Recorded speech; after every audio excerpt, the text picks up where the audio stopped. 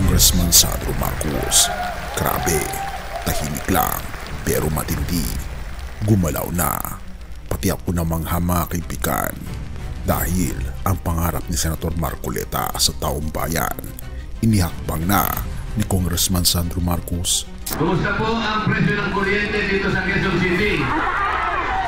Itong batas na ginawa ng Kongreso 24 na taon nang nakararaan, nakasulat po letra por letra, idulot ninyo ang serbisyo ng kuryente sa lahat ng Pilipino sa abot kayang halaga. Yun po nakasulat.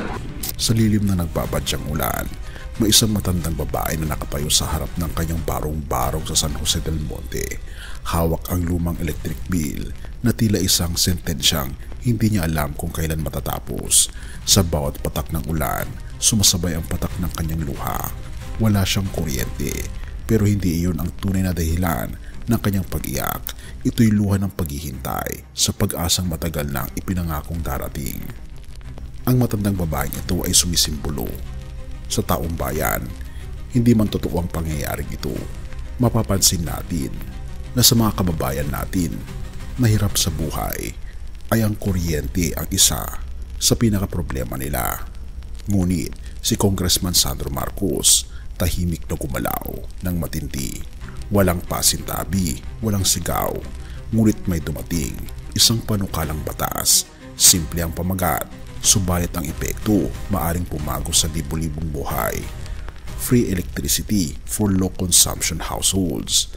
Ito ay isa sa 10 panukala ni Congressman Sandro Marcos sa kanyang pag-upo ngayong 20th Congress.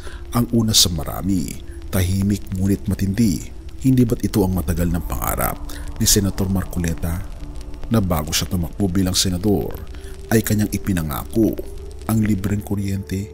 Isang pangarap para sa mga maliliit, mga nakalimutan, mga ni minsan ay hindi inisip na maaaring maputulan ng ilaw kahit hindi sila kailanman nagkulan ng sipag. At ngayon, ang pangarap na iyon may humahakbang, hindi lamang bilang pagsunod kundi bilang pagkakatawang tao ng isang panata. Ngunit ano nga ba ang nagtulak kay Sandro? Sabi dito, ang boses ng taong bayan, narinig, isinulat, inihain.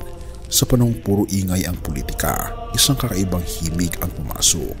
Hindi sigawan, isa itong pakiusap na isinulat sa papel ng batas.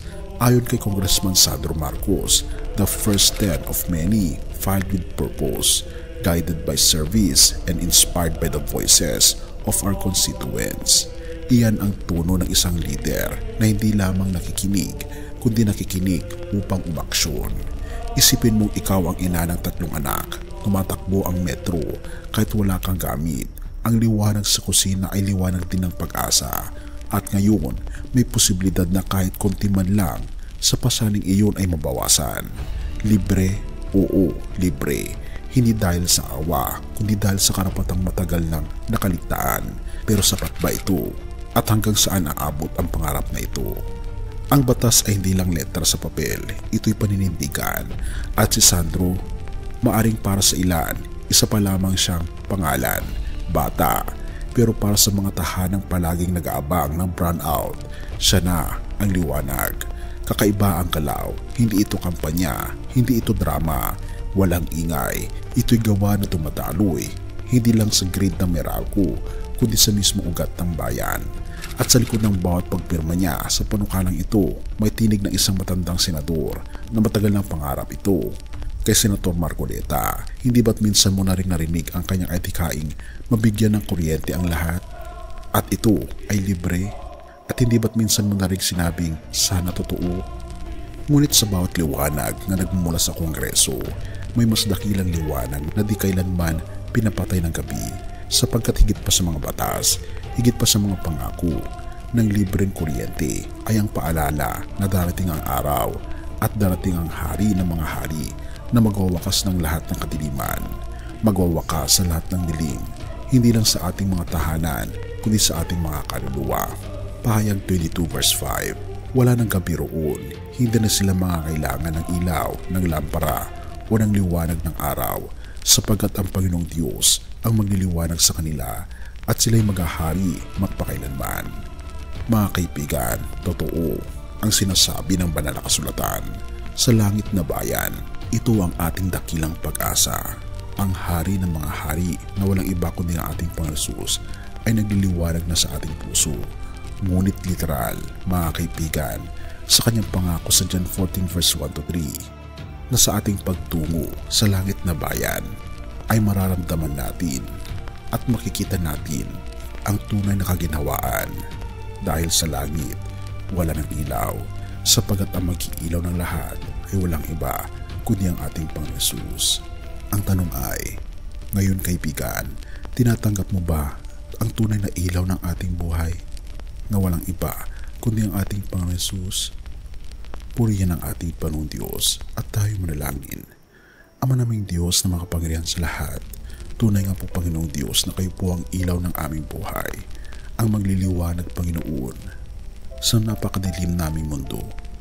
Tulungan niyo po kami Panginoon na sa langit na bayan ay kami po'y makarating din at makita po namin Panginoong Diyos ang ganda ng langit, ang gobyerno Panginoon na hindi na kailangan ng elektrisidad, kundi sapat na Panginoon ang aming Panginoon Hesus na siya po mag-iilaw sa amin. Itungo po ang aming mga paa patungo sa langit na bayan at tinatanggap po namin ang aming Panginoon Kristo mula ngayon at magpakilanman. Salamat po sa pagdinig ng aming mga panalangin at patnubayan niyo po kami at patawarin po kami sa lahat ng aming mga pagkukulang at pagkakasala, sapagkat ito po ang aming samot hiling sa matamis na pangalan ng aming Panginoon Hesus. Amen.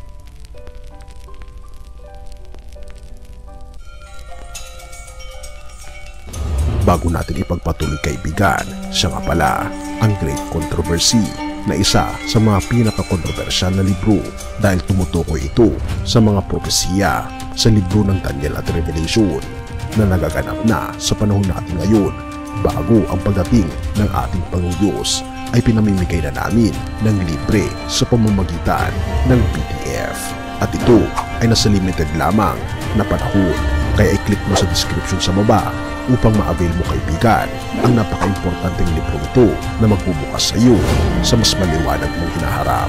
Purihin ang ating Panginoong Diyos at tayo magpatuloy.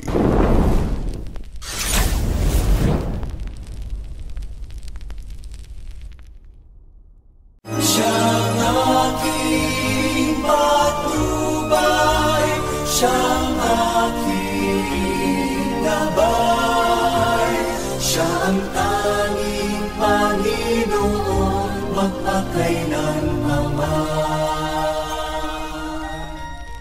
Siyang aking patnubay, siyang aking gabay, siya ang